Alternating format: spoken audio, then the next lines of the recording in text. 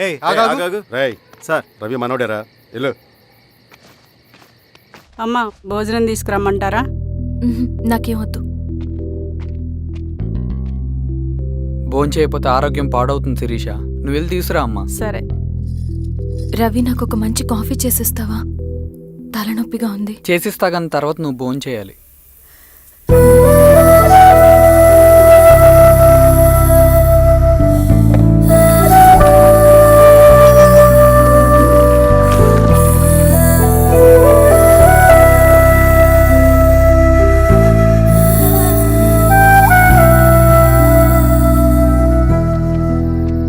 మీరేంటిలా? మంచినీళ్ళ కోసం వస్తున్నాను. ఓ లోపల ఉన్నాయి పదండి.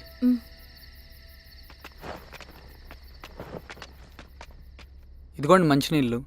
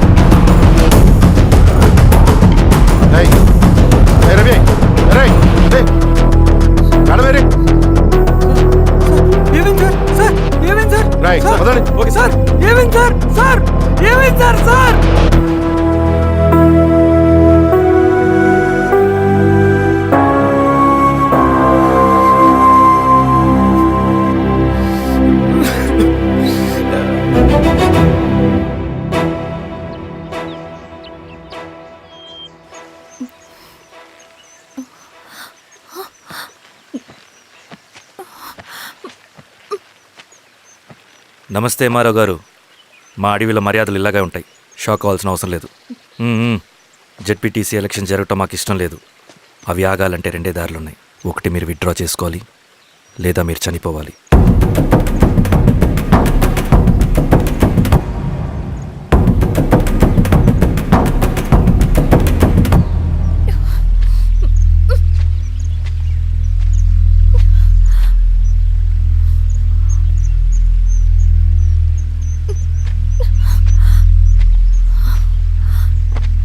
సెంట్రల్ కమిటీ మీటింగ్ ఉందని కబురు వచ్చింది. మేము వచ్చేలోపు ఎలక్షన్స్ ఆగిపోయే న్యూస్ రావాలి.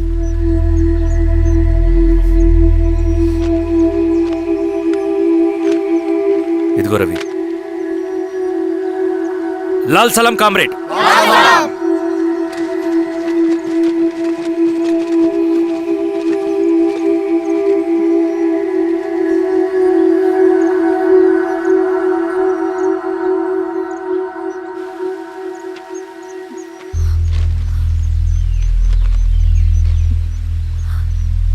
ప్రపంచంలో గొప్పవాళ్ళ చావులన్నీ నమ్మక ద్రోహంతోనే జరుగుతాయని నిరూపించావు రవి.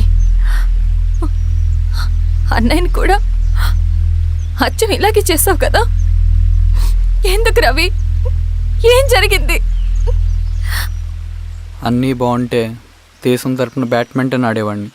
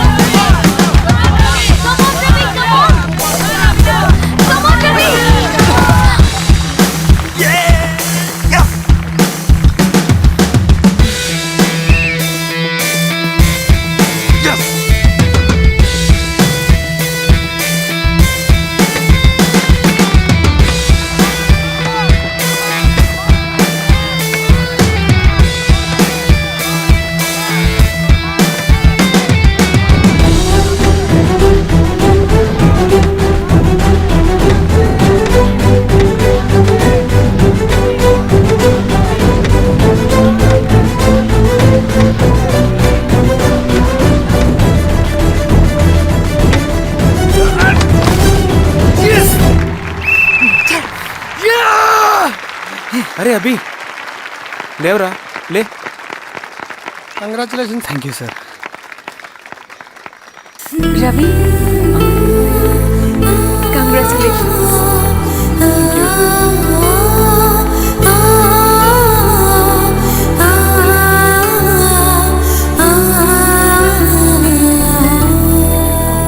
సార్, గంగినేని వెంకటేశ్వరరావు గారి ఎర్రజెండ పుస్తకం ఎక్కడుంది? రవి దగ్గర ఉందమ్మా.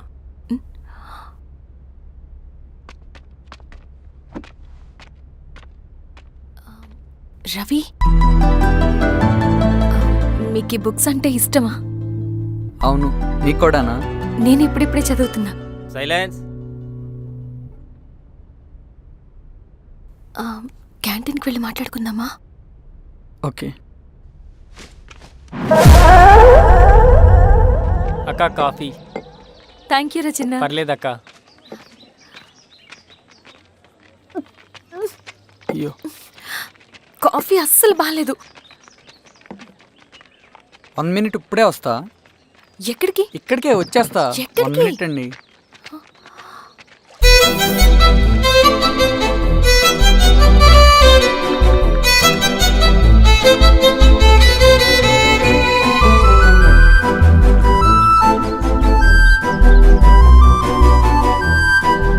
ఒకసారి ఈ కాఫీ టేస్ట్ చేయండి.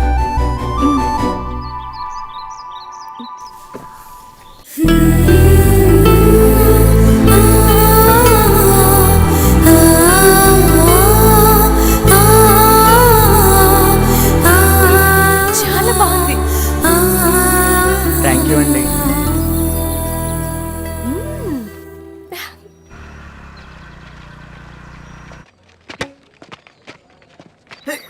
వావ్. సార్. ఇటు రా Ravi. Congratulations Ravi. Sir. State badminton training కి సెలెక్ట్ అయ్యావు నువ్వు. Sir thank you sir. Carrier. నువ్వేమో ఇక్కడ కూర్చొని ఆడుకుంటున్నావు, వాడేమో state level training select అయ్యాడ్రా.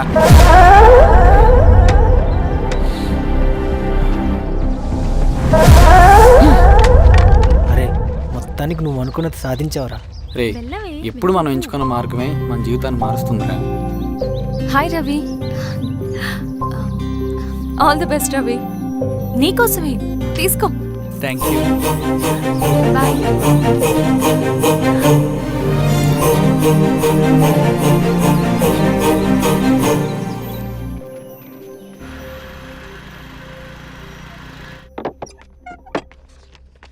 Sir, రమ్మన్నారంట.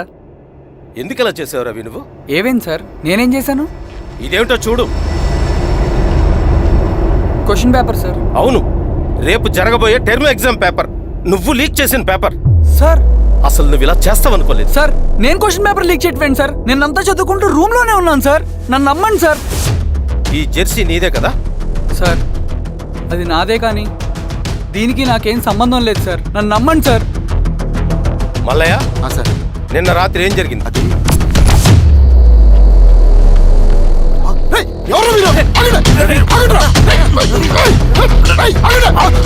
Sir, అతను అబద్ధం చెప్తున్నాడు సార్. నాకేం తెలియదు సార్. నేను దొంగతనం చేయలేదు సార్. నన్ను నమ్మండి.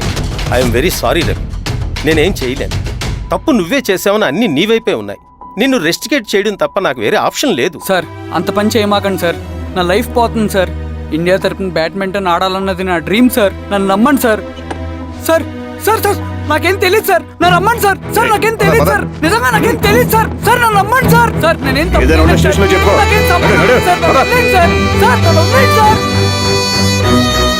కాలేజ్ తరఫున స్టేట్కి వెళ్ళి ఆడదాం అనుకున్నాను. నా కొడుకు తాళం అక్కడే ఉంది కదా.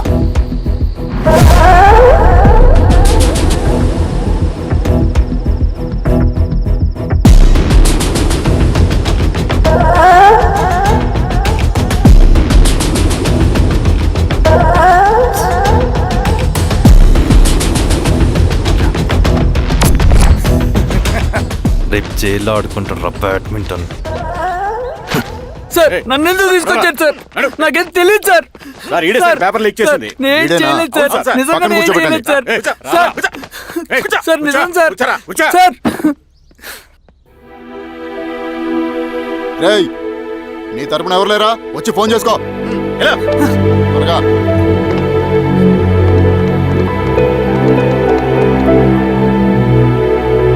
సార్ నేను రవీన్ సార్. రవి చెప్పు. సార్ నేను పోలీస్ స్టేషన్లో ఉన్నాను సార్. మీరు నాన్న అర్జెంటుగా రండి sir, please sir. Police station ఏమైంది రవి? ముందు మీరు రండి సార్, ప్లీజ్. నేను చెప్తాను సార్. సరే సరే వస్తున్నా. వెళ్ళి కూర్చో. సార్ అయ్యా దండలయ్యా. రే రవి నాన్న, ఏమైందిరా? నాకేం తెలియదు ఏయ్, నాన్న. నువ్వు ఆగు. నీ కొడుకు క్వశ్చన్ పేపర్స్ దొంగతనం చేసి దొరికిపోయాడు. ఎఫ్ఐఆర్ రాసి కేసు పెడితే జైలు శిక్ష పడుతుంది. అలా కాకుండా కేసు క్లోజ్ చేయాలంటే 2 లక్షలు కావాలి. వెళ్ళి తీసుకొనిరా. అర్థమైందా? లేదోండయ్యా. ఏయ్, నా సంగతి నీకు తెలుసు కదా. లోపలేస్తే 10 సంవత్సరాలు బయటికి రాడు. వెళ్ళి డబ్బులు కొట్టరా.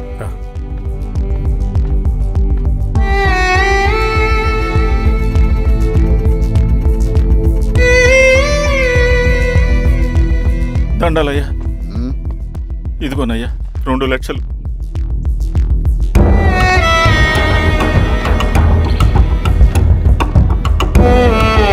రేయ్, ఆయన పంపించండి రా. ఎలా ఎలా? భద్రా. నిజంగా దీనికి నాకేం సంబంధం లేదు నాన్న. త్వరగా దున్నండిరా. పిఆర్ఓ బంగారం లాంటి భూమిది. అరే ఏంకన్నా పటేల్ మీ పొలం దున్నేస్తున్నాడు. పటేల్ మా పొలం దొరికి పెట్టరా? రవి పద.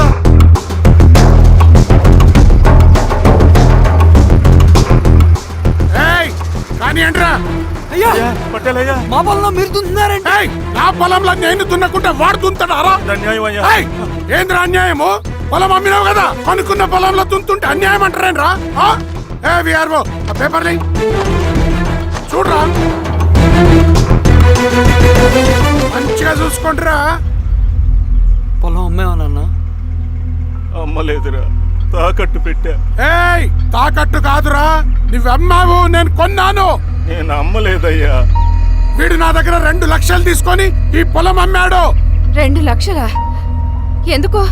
మీ వాడు చేసిన నిర్వాకం వల్ల చదువుకోరా అని కాలేజీకి పంపితే ఆడుతూ పాడుతూ ఎగ్జామ్ ఫెయిల్ అవుతాడని తెలిసి ఆ పేపర్ లీక్ చేశాడు వీడు. ఏంటయ్యా ఇది? పోలీస్ కేసు అవుతుందని తెలిసి వీడు నా దగ్గరకు వచ్చి 2 లక్షలు తీసుకుపోయి వాడిని బయటికి వినిపించిండు. ఏం రా, అంతేనా కదా?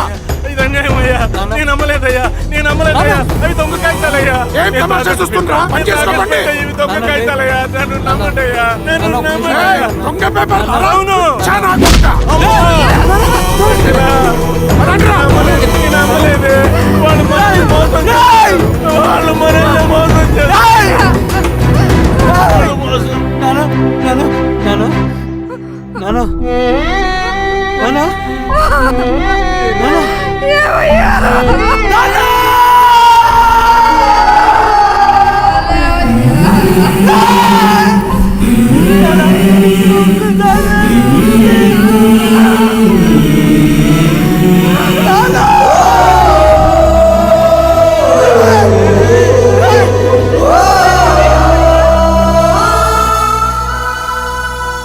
నాన్న చనిపోయిన తర్వాత మా భూమి కోసం వెళ్ళి పై అధికారులను కలిశాను, కానీ వాళ్ళు కూడా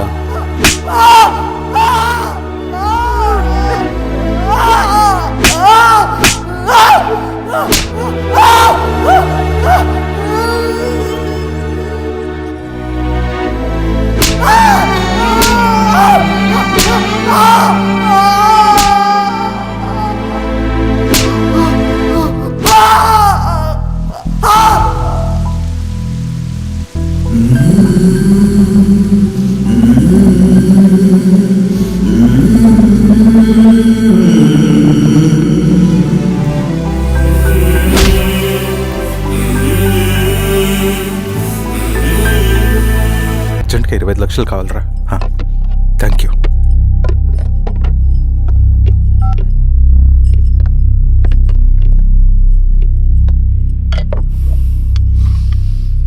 చాలు.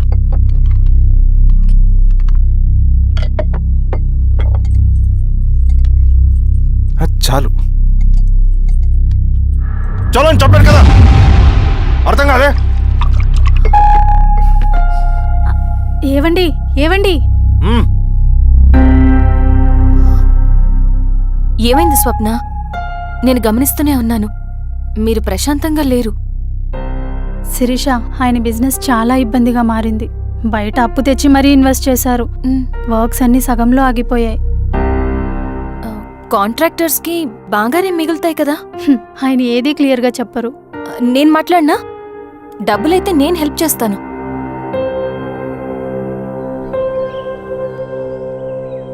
అన్నయ్య, చెప్పమ్మా. మీరు డబ్బు గురించి ఏదో ఇబ్బంది పడుతున్నారని అర్థమైంది. అవునమ్మా, ఈ ఏజెన్సీ కాంట్రాక్టర్ బతికే ఇంత ఏది సాఫీగా ఉండదు. అన్ని వైపుల నుంచి అడ్డంకులే. ప్రజల ప్రయోజనం కోసం బిల్డింగ్లు, బ్రిడ్జ్లు కట్టాలి. అడ్డమైన వాళ్ళకి లంచం ఇచ్చుకోవాలి. ఇప్పుడు ఈ నక్సల్స్ ఒకళ్ళు తయారయ్యారు. నా బ్రతుక్కి పని పూర్తయ్యేదాకా ఫండ్స్ లిస్ట్ చేయరు. వీళ్ళేమో పంచాయనివ్వరు.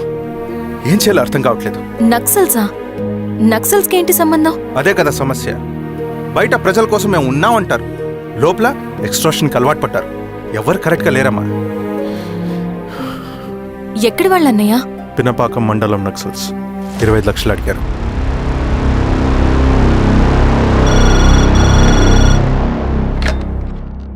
హలో ధర్మ, ఆ సింగన్న దళం గురించి నీకు ముఖ్యమైన విషయం చెప్పాలి. సరే, ఓకే, బాయ్. నీతో పర్సనల్గా మాట్లాడాలి.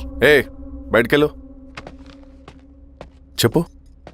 అన్నయ్య చనిపోయిన తర్వాత ఎలక్షన్స్ లో పోటీ చేసిన నన్ను సింగన్న దళం కిడ్నాప్ చేశారు. కానీ అక్కడ ఒక వ్యక్తిని చూశాను. ఆ వ్యక్తిని అన్నయ్య చనిపోయే ముందు తన దగ్గర డబ్బులు తీసుకోవడం గమనించాను.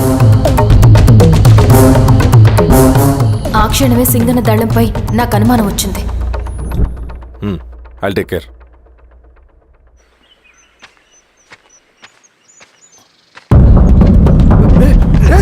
భయపడదు, మీ చంద్రుడు మనుషులు.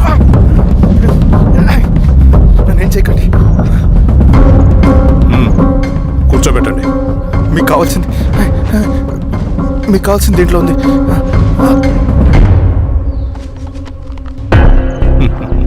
కాంట్రాక్టర్ డబ్బులు కదా, కొత్తగా ఉన్నాయి.